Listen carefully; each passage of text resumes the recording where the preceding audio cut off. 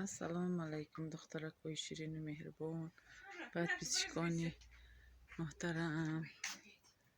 اینم صبح زیبایی همتون بخیر شده باشد. دخترکوی شیرین و مهربان همتون خدا نگهبان باشه.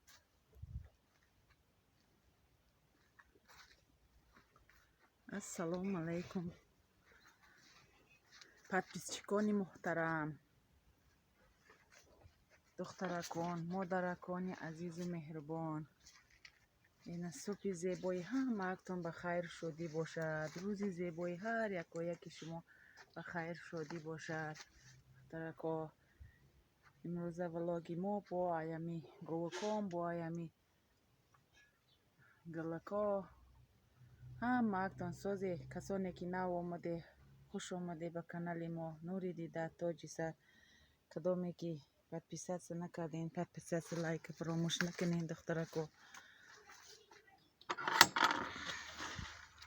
خداوند همتون نگهبان باشه در هر جایی که باشه.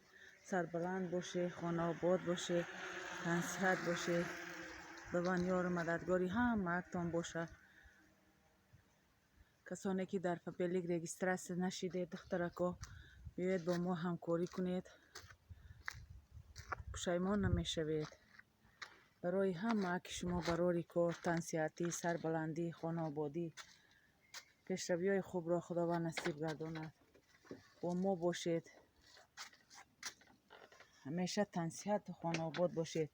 دخترکای شیرین و مهربان، پادپیچکای محترم، خداوند یار و مددگار شما باشد.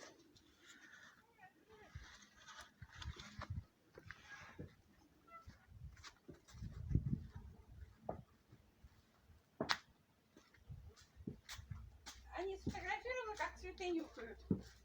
А? Цветы нюхают. Так, пошли, Жданка. Жданка, давай. این خالتاکوی چکی ما اینه.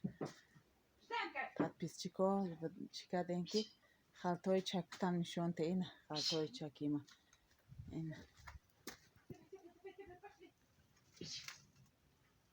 در امون خدا باشین. براری کارتانتیه خداوند.